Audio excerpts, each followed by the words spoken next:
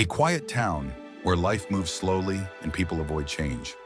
A stray cat whose gaze lingers on a statue of Holy Mary each day. An unexpected shift as the statue begins to move, defying reason. The town's past unravels and a new beginning emerges, sparked by the smallest of actions. Oakridge was the kind of town that felt suspended in time, as if the rest of the world had moved on and forgotten it. Its cobblestone streets, uneven and weathered, twisted past sagging houses with peeling shutters and shop fronts that clung stubbornly to faded signs of their past glory. Here life moved at a pace so slow it was almost still, and while everyone knew each other by name, they rarely knew each other by heart.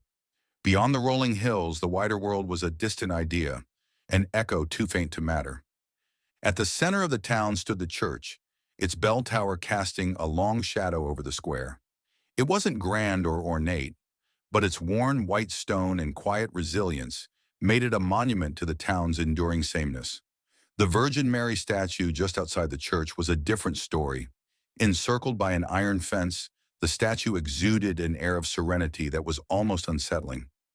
Mary's face was carved in perfect calm, her arms extended in a gesture of eternal welcome, as if waiting for something or someone. The statue had always been there, so much a part of the town's fabric that most had stopped seeing it altogether. Most, but not all.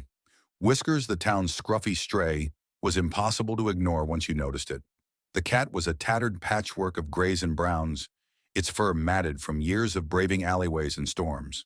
It had no home, no owner, no claim to anything in Oakridge, and yet it roamed the town like it belonged there. Whiskers was a phantom, always present, yet barely noticed. It would appear in the market square, dart through shadows, or lounge in patches of sun, its green eyes glinting with a sharpness that hinted at more than a typical stray.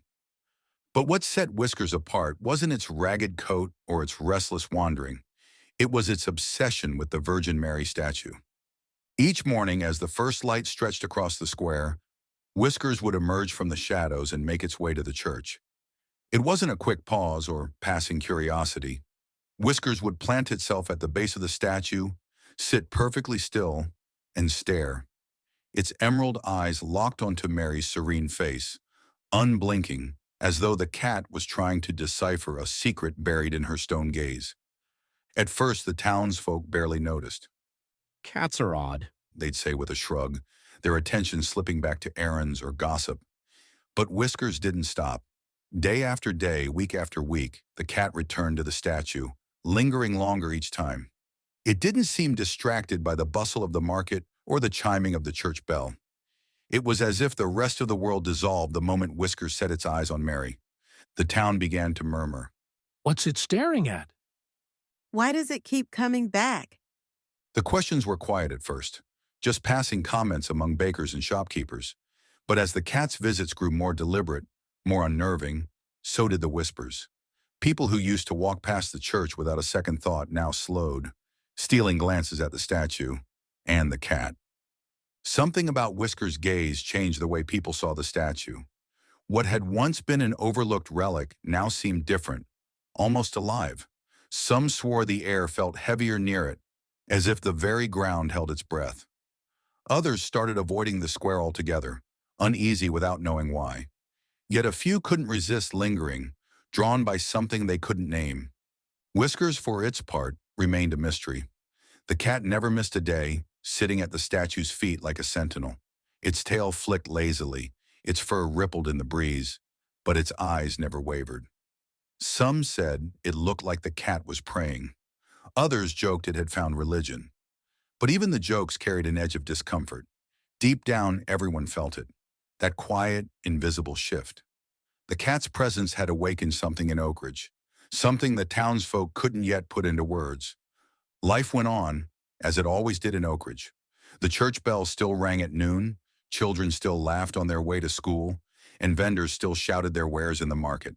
But beneath the surface, the town felt different. As Whiskers' silent vigil continued, an unspoken tension grew. The cat had turned the ordinary into something strange, something charged with meaning. And though no one could explain it, they all sensed the same thing. Something was coming. Something was about to change. Have you seen that cat again? Old Mrs. Crowley, who ran the town's general store, asked as she handed a loaf of bread to a customer. Her sharp eyes, hidden behind thick spectacles, flicked toward the square. Always by that statue, staring at it like it's expecting something. Her customer, a young man named Tom, grinned and shrugged. Cats do what they want, don't they? Probably just likes the view. Ain't no harm in it. Mrs. Crowley snorted, adjusting her apron. I reckon. But it's unnatural, don't you think? A cat staring at a stone statue like that. Wonder if it's been cursed, or if it's a sign of something. Tom laughed softly and took his bread. A sign of what?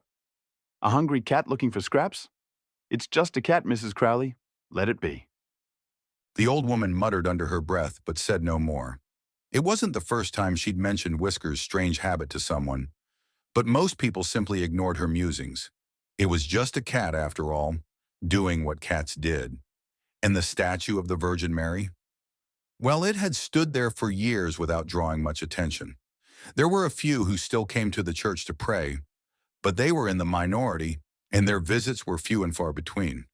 Across the square, young Sally, the baker's daughter, noticed Whisker's strange ritual as well. She'd often pass by on her way to the market, carrying loaves of bread in her wicker basket. Each time she'd glance at the cat, its eyes locked onto the statue, its tail twitching only slightly. A couple of times, she'd stopped and wondered if the cat was truly alive, or if it had been frozen in place, its soul trapped in the stone. But she always shook the thought away, telling herself it was just the way animals were sometimes. A bit of odd behavior didn't mean anything, but something about Whisker's stillness seemed to carry an unspoken weight, as though the cat was waiting for something that hadn't yet happened. The more Sally thought about it, the more she realized she had never seen the cat look away, never seen it break its stare. It was always there, as if the statue was somehow holding it captive, or as if the cat itself had become part of the stone. Still, she didn't say anything to anyone. It was, after all, just a cat, just a statue. But in the days that followed, something began to change. Not in the cat, not in the townspeople, but in the statue itself. At first, it was barely noticeable. A slight tilt in the statue's head, a subtle shift in its outstretched hand. But then, on a particularly quiet morning, when the church bell rang out a lone chime at dawn, something shifted more deliberately. The Virgin Mary's stone fingers, which had once rested gently at her sides, now seemed to point outward, as though beckoning someone, or something, forward. The movement was imperceptible at first, so slight that no one but Whiskers could have noticed. Yet as the cat continued to sit by the statue's base, its eyes still fixed and unblinking, the townsfolk began to feel a change in the air, a heaviness, a presence. Mrs. Crowley, for all her gossip, was the first to notice, though she had no words for what she saw. She was passing the church on her way to the post office when she saw the hand, just a fraction of an inch, extend a little further. The statue's eyes, so still for so long, seemed to focus more intently on something she couldn't quite see. She stopped in her tracks and blinked, wondering if she had imagined it. But no, there it was, plain as day. The figure, once so motionless, was subtly shifting. Did you see that? She whispered to herself. She looked around, but no one was there to hear her. It wasn't much, just a small change, but for some reason, it unsettled her. She hurried along her way, trying to shake the feeling. It was just her imagination, she told herself. It had to be. But in the days that followed, other townspeople began to notice the small movements as well. It wasn't obvious, not enough to make anyone think it was anything more than the whim of time and weather. The hand of the statue seemed to shift, ever so slightly, as if caught in a breeze that no one else could feel. The tilt of the head seemed a little more pronounced, but none of the townsfolk, not even Mrs. Crowley, were willing to give it much thought. There were too many other things to occupy their minds. The price of grain was rising, and the town's aging well-needed repairs. There were stories of the war to tell, and chores to do. The statue, much like the stray cat, was part of the background. They had no time to consider what might lie beneath the surface. And so, life in Oakridge continued, slow and steady, as always. But the mystery had begun. Whiskers sat at the base of the statue each day, eyes locked with the Virgin Mary's, as though bound by a silent understanding, waiting for something that neither cat nor town knew would come. It had become a ritual, one that Oakridge had come to expect but never fully understood. Each day, Whiskers arrived at the base of the Virgin Mary statue, as if compelled by some unseen force. The cat would sit in complete stillness, eyes locked on the statue's stone face, its posture one of quiet reverence. The townspeople, for the most part, paid little attention, their lives revolving around more immediate concerns: work, family, and the quiet hum of daily existence. Yet on this particular morning, there was something different in the air. The sky was heavy with clouds, a thick blanket of gray that hung low over the town, and an inexplicable tension seemed to coil in the streets, though no one could quite put a finger on why. Whiskers had been staring at the statue for hours. The early morning mist had begun to lift, but the cat remained motionless, as if lost in some trance. Its emerald eyes never wavered, not even as the first light of dawn touched the square, casting soft hues of pink and orange against the stone of the church. The gentle sound of birds overhead, the distant clink of a blacksmith's hammer, none of it seemed to disturb the stillness between the cat and the statue. Then for the first time, Whiskers shifted. The cat's tail twitched, and it slowly rose from its sitting position. There was no great drama in the movement, no sudden urgency, but the action itself was enough to break the spell. Whiskers turned and walked away from the statue, heading toward the corner of the square where the market vendors were setting up. The townspeople had seen the cat move before, of course, but today it felt different. Something seemed to stir in the air, something palpable. Whiskers' departure was the signal, though no one yet understood what that signal meant. As soon as the cat moved, the change began. At first it was subtle, a slight tremor in the statue's arm, a faint shiver that rippled across the Virgin Mary's stone form. It was so faint that at first, the townspeople might have dismissed it as a trick of the light or a figment of their imagination. But as they watched, they could no longer ignore the undeniable shift. The statue's arm, which had always rested gracefully at her side, began to move, inch by inch, as though being gently lifted by an unseen hand. Her fingers twitched, first imperceptibly, then more deliberately. The very stone of her being seemed to come alive, the cracks and weathered edges of her form glowing with a faint, ethereal light. It wasn't a blinding illumination, but rather a soft, golden radiance, like the warmth of 1,000 candles flickering within her. For a moment no one spoke. The square fell silent, save for the sound of distant footsteps and the occasional rustling of the leaves in the wind. The statue's movements were slow, almost graceful, but there was no denying the unnaturalness of it. The very air seemed to crackle with energy. Old Mrs. Crowley, who had seen many things in her long life, was the first to break the silence. Her eyes widened behind her glasses and she whispered to herself, I knew it. I knew there was something about that cat. Tom, the young man from earlier, was standing nearby, having just finished his errands. At first he thought he was imagining things, but then the light, soft and golden, began to shimmer from the statue's outstretched hand, and he could no longer deny what he was seeing. His mouth went dry, and he glanced nervously around the square. Is anyone else seeing this? He muttered, half to himself, half to the air. Others began to gather, drawn by the inexplicable phenomenon. Sally, the baker's daughter, had been in the market when she noticed the gathering crowd. She followed their gaze toward the statue, her heart pounding. It wasn't possible, not in a town like Oakridge. Statues didn't move. But this one, this statue was moving.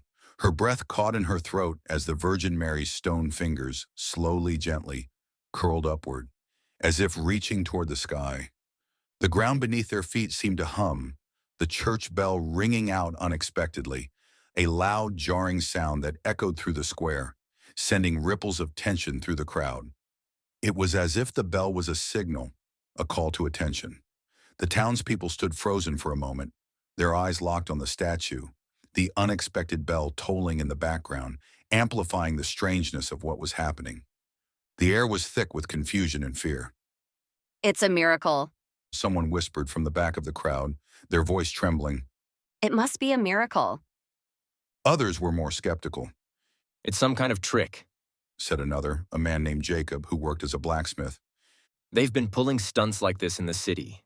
A statue, a little bit of light, and some smoke. Just an illusion. Sally shook her head. She couldn't explain it, couldn't make sense of what she was seeing, but she knew one thing for sure. It was no illusion. The statue was moving. It was happening right before their eyes, and no amount of rationalization could undo the truth of the moment. The cat Whiskers had moved away from the statue, but in doing so, it had triggered something that could not be undone.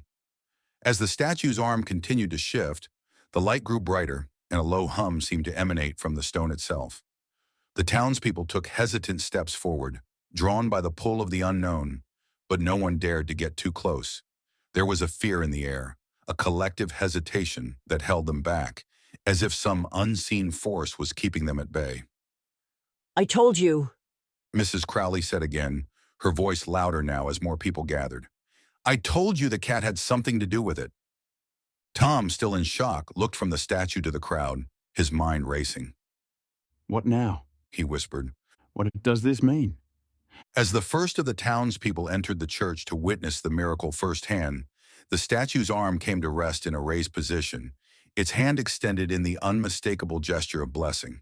The light that had surrounded the statue was now gone, but the lingering warmth in the air, the feeling of something profoundly sacred, remained. The event was undeniable. The townspeople who had watched in disbelief now spoke in hushed tones, some praying, others simply staring in stunned silence. But beneath the wonder and the fear, there was something else, a question. What did this mean? And how had Whiskers, the stray cat, become the catalyst for this miraculous event? The news of the statue's movement quickly spread through Oakridge, and soon everyone, believers and skeptics alike, was talking about it. The church was filled with people, each person wrestling with the mystery that had unfolded in their town. Some saw it as a sign of divine intervention, others as an elaborate hoax. But one thing was certain: Oakridge would never be the same again. The apathy that had marked the town for years was slowly being replaced by something deeper: curiosity, awe, and a rising sense of unease. And at the heart of it all was Whiskers, the silent observer whose simple act of moving away from the statue had set in motion an event that no one could explain. The miracle that had unfolded before the eyes of Oakridge's townspeople was only the beginning of something far more profound. The statue's movement had shattered the town's collective indifference, but what followed was less about dramatic displays of power and more about quiet, personal transformations. The very air seemed different now, as though something unseen had been lifted, leaving behind a subtle, tender energy. And in the wake of the event, the townspeople began to find themselves drawn into an unexpected process of reflection, a reckoning with the past that they had long avoided. At first, the changes were small. There were no thunderous proclamations or dramatic confrontations, just the slow, creeping recognition that things had been left unsaid for far too long. On a Wednesday morning, after the town square had returned to its usual rhythm, the local tailor, Benjamin Owens, ran into his old friend, Lucas Bennett, at the market. They had not spoken in over 5 years, ever since a disagreement over a business deal had turned into a bitter feud. Their families had been close for generations, but after the argument, neither had reached out to mend things. It had been easier, at least in the beginning, to let the silence fester.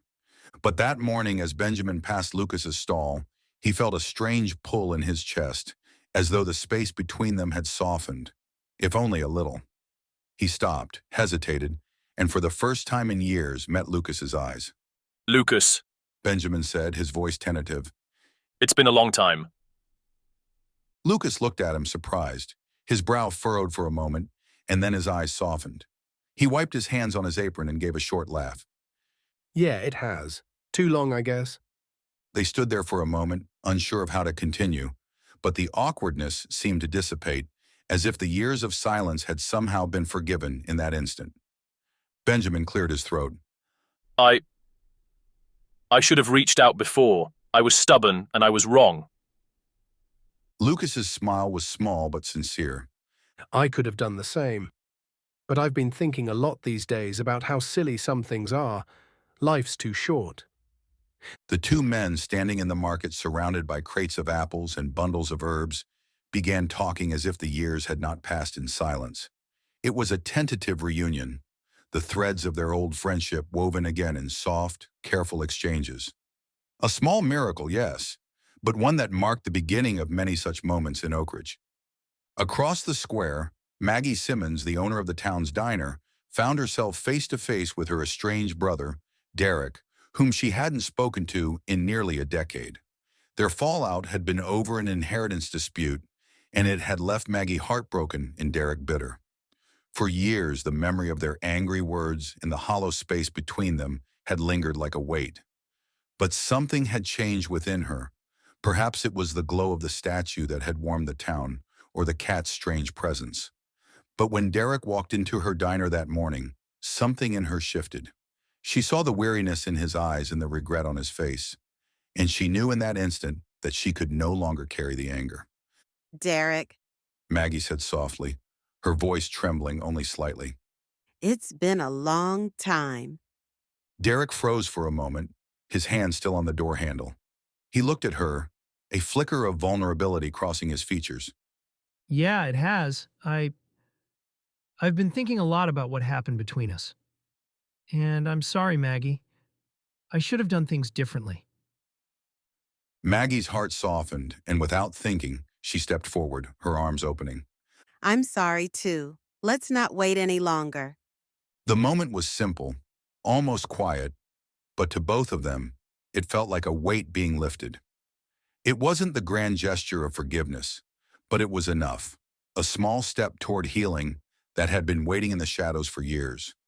As the days went by, similar stories began to unfold throughout Oakridge. Neighbors who had long avoided one another began to speak again. A father who had not seen his son in years reached out, and a mother who had lost touch with her daughter over a petty disagreement found herself sending a letter, hoping for a response. The miracle, if it could be called that, was not in the form of bright flashes of light or sudden, impossible occurrences, but in the way old wounds once buried began to surface and heal. And at the heart of it all was Whiskers, the silent observer who had, unknowingly, become a symbol of change. The cat still roamed the square, still visited the statue every morning, but now it seemed to carry a quiet significance. People began to associate it with the shift in the town's mood, as though Whiskers had some divine role to play in the unfolding events. The stray, who had once been nothing more than a background figure, now stood at the center of the town's transformation, a silent sentinel of the changes that were occurring. The more spiritually inclined among the townspeople spoke of the statue's power, believing that it was guiding them toward healing, toward forgiveness. Father O'Reilly, the parish priest, became an ardent believer, encouraging his congregation to embrace the subtle miracles unfolding around them. It is not always the grand gestures of the divine that we should seek, He would say in his homilies. Sometimes it is in the quiet moments of reconciliation that we find God's presence most clearly. Others, however, remained skeptical. Jacob, the blacksmith, still believed that the statue's movements were merely a trick of light or the product of the town's collective imagination. A statue doesn't move on its own. He would mutter whenever the topic came up. It's just coincidence, or maybe someone's behind it, pulling the strings. This whole thing reeks of smoke and mirrors. Despite his doubts, even Jacob found himself reflecting on his past, on the years he had spent focused only on work, never on the relationships he had neglected. He couldn't deny that the events in Oakridge were making him question things he had long taken for granted. Meanwhile, Mayor Elaine Timmons, who had always been a practical woman, began to take notice of the subtle shift in the town's dynamics. The townspeople were not just reconnecting with one another, they were confronting the issues they had long ignored. Homelessness, poverty, the decaying buildings in the older part of town, these were things that had been swept under the rug for years, but now, with the spirit of change sweeping through Oakridge, they could no longer be ignored. Mayor Timmons called for a town meeting, something she had not done in years. The room was packed, filled with people who had never before spoken out on issues like housing or healthcare. The discussion was difficult, but for the first time, it felt like something was moving. People were not simply talking about the problems, they were committing to change. We can no longer sit idly by. Mayor Timmons said, her voice firm but compassionate. We've been given a second chance in a way, and we need to take action. We need to help those who need it most. As the town began to confront its own issues, slowly, one step at a time, Whiskers, the cat, continued its daily ritual by the statue, as though silently overseeing the healing taking place. The small miracles, reconciling old friends, healing fractured families, and mending long-held grievances, were beginning to add up. And as the town shifted from apathy to action, from silence to conversation, it became clear that Oakridge was no longer the quiet, sleepy town it had once been. It was a place in the midst of renewal, guided by a cat, a statue, and a community finally ready to face its past. The church, once a quiet place for solitary prayers and traditional worship, had transformed into something entirely different in Oakridge. It was no longer just a building for formal services or scheduled events. Instead, the church had become a gathering space for the townspeople to meet in small, intimate groups. Here they spoke not of grand theological concepts or structured prayers, but of their lives, their struggles, their desires for change. It was a place of shared stories, healing conversations, and slow, deliberate reconnections. No one came with expectations of miracles anymore. The statue of the Virgin Mary remained unmoved in its place, its arm fixed and its eyes no longer glowing. Yet the statue had gained a power beyond its physical form. It stood quietly as a symbol of the transformation that had begun in the town. Its presence had sparked something within Oakridge, something that had long been dormant, an understanding that change, true change, didn't come in an instant. It came slowly, through reflection, through openness, through action. People came to the church not with the hope of witnessing another miraculous event, but because they needed to talk, they needed to listen. And in those conversations, they found healing. Tricia Miller, a young mother who had been estranged from her sister for years over a bitter argument, was one of the first to gather the courage to speak openly.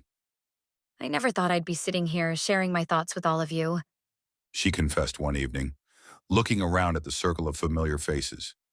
But I think I've been carrying so much for so long that I didn't even know how heavy it was until now. Her voice trembled slightly, but there was strength in it too. The others, many of whom had known Tricia since childhood, listened intently. It was the beginning of a long, heartfelt conversation, one that would lead Tricia to reconcile with her sister Emma, who had been living just a few streets over, but had remained a distant memory due to the unresolved tension between them. And Tricia wasn't the only one. Vince Brooks, a middle-aged man who had lived alone for nearly a decade after the death of his wife, began attending these meetings as well. He had been a staunch skeptic, dismissing the town's talk of miracles as mere superstition. But something had shifted within him too. I thought I was fine. He shared one evening, his voice soft but steady. I told myself that I didn't need anyone. But lately I've been realizing how much I miss being part of something. His words hung in the air, resonating deeply with the others. He wasn't alone. None of them were. Even the town's more cynical residents, the ones who had openly dismissed the idea of a miracle or divine intervention, found themselves joining the conversations, each one reluctant at first but then drawn in by the growing warmth of the gatherings. Jacob, the blacksmith who had once mocked the statue's supposed powers, began attending the meetings out of curiosity. I never believed in any of this. He said, shaking his head in wonder. But maybe I've been wrong about a lot of things. His admission was met with nods of agreement and understanding. No judgment, just quiet recognition that everyone had their own path to walk, their own process of awakening. At the heart of these meetings was not just the statue or the shared belief in something greater. What held the group together was the honesty, the vulnerability, the willingness to face one's own failings, and the resolve to make amends. The desire to change was no longer something abstract. It was something tangible, something they could all feel. And through it all, Whiskers remained a constant. Though it had no active role in the conversations, no voice in the discussions. The cat would sit on the steps outside the church, its tail flicking lazily as it watched the gatherings. It was never intrusive, never demanding attention, but its quiet presence became a symbol of the change that was quietly unfolding in the town. There was something undeniably comforting about Whiskers, its resilience, its ability to endure without asking for anything in return, made it the perfect emblem for the town's own journey toward healing. The cat didn't need to do anything. It simply existed, and in its silence, it reflected the townspeople's own transformation. They had spent so many years, like Whiskers, watching from the sidelines of their own lives, too afraid to confront the messiness of their relationships, too indifferent to the needs of their community. But now they were stepping forward, coming together in small ways that added up to something much larger than any one individual could achieve. And it wasn't just the individuals who were healing. The town itself, too, began to rebuild its sense of community. For years, Oakridge had been a place defined by routine and separation, with people going about their daily lives without truly connecting. But now there was a palpable sense of togetherness, of shared responsibility. The town was no longer just a collection of isolated homes and businesses. It had become a community, a family. The mayor, Elaine Timmons, took note of this. In the town meetings, there was no longer the old sense of division, of finger-pointing or blame. Instead, the focus was on moving forward, on finding ways to work together to rebuild Oakridge. I've been so focused on the big problems, she said in one meeting. But the real work starts with us, with each of us reaching out, healing old wounds, and building something new together. The changes weren't monumental at first. There was no sudden surge of prosperity or sweeping miracle that made everything perfect. But there was a growing sense of hope, something that had been missing from the town for far too long. In the weeks following the gatherings, the townspeople began to act. They volunteered at the food bank, offered help to those who had fallen on hard times, and took the time to listen to one another. They reconnected with estranged family members, apologized for past mistakes, and started to heal old wounds. The town's economic challenges didn't disappear overnight, but the sense of unity that had formed made them feel more manageable, as if the burden of carrying them alone had finally been shared. Even the younger generation, once skeptical and disengaged, began to find meaning in these quiet gatherings. Amelia Carter, a teenager who had been distant and rebellious, began visiting the church regularly. She had always dismissed the adults' talk of faith and change, but something in her heart began to stir. I never thought I'd be into this kind of thing, She admitted one day to her friend Lucy as they sat together in the pews. but I guess it's not about religion, is it? It's just about people, about being there for each other. And so Oakridge began to heal. There was no grand miracle, no sudden flashes of light or earth-shattering events. But in the small moments of connection, in the shared acts of kindness and reconciliation, the town transformed. Whiskers, as ever, simply watched, a silent witness to the power of change that came not through grand gestures, but through the quiet resilience of the human heart. In the end, the true miracle wasn't the statue or the cat. It was the transformation of Oakridge itself, a town that had once been mired in indifference, now united through shared experience, reflection, and healing. Whiskers had simply been the spark, and the rest of the town, in its own quiet way, had found its way back to each other. Months had passed since the quiet transformation of Oakridge began. The once sleepy town, where the rhythm of daily life had been dictated by routine and indifference, was now a place defined by connection, compassion, and a shared sense of purpose. People greeted each other with more than just a passing smile. They took the time to ask how the other was truly doing. Families who had drifted apart reconciled, friendships mended, and long-standing issues that had once seemed insurmountable were now being addressed with collective action. And at the heart of it all, though it remained blissfully unaware of its impact, was Whiskers. The stray cat, who had once wandered the streets without purpose, now carried a quiet significance. It wasn't just a stray anymore. It had become the symbol of change, the catalyst for something deeper, something meaningful. Whiskers had no idea how much it had done for Oakridge. The cat still went about its daily routine, spending hours perched in front of the statue of Holy Mary, its eyes calm and its gaze steady. Yet to the townspeople, Whiskers had come to represent something far greater than a simple animal. It was a symbol of quiet strength, of resilience, and of the power that even the smallest actions, like a long, unwavering stare, could bring about great change. People would stop and smile as they passed Whiskers, knowing that the cat was part of something larger than any of them had realized. Whiskers' very existence had inspired the townspeople to look inward, to reflect on their own lives, and to find the courage to make the changes they had long ignored. The cat didn't demand anything. It simply observed, as though understanding that change could begin in the stillness, without fanfare or grandeur. The statue of Holy Mary, too, had taken on a new meaning. It no longer sat as just a statue in the churchyard, a static symbol of faith. To the people of Oakridge, it had become a reminder that transformation could happen even in the smallest of moments. A glance, a pause, a shift in perspective. These were the things that had sparked the change in the town. The statue, though unchanged in form, now represented the quiet power of reflection, connection, and the unseen forces that move through people's hearts. The town had faced its past and reconciled its differences. The long-standing divisions that had once separated them, economic, social, and personal, were now being bridged. The mayor had taken proactive steps to address the town's most pressing issues, focusing on homelessness and providing resources to those in need. Local businesses had begun supporting one another, and there was a palpable sense of community that hadn't existed before. Old grudges were being set aside, and the town had become something more than just a place on a map. It was a living, breathing entity of people working together, helping one another, and building a brighter future. Yet as much as Oakridge had changed, one thing remained constant: Whiskers. The cat still sat each day on its perch, looking out over the town, its gaze calm and observant. The people no longer saw it as a stray wandering aimlessly. They saw it as a reminder of what could be achieved through reflection and small, unnoticed actions. The true miracle of Oakridge wasn't a grand, supernatural event. There had been no dramatic display of divine intervention.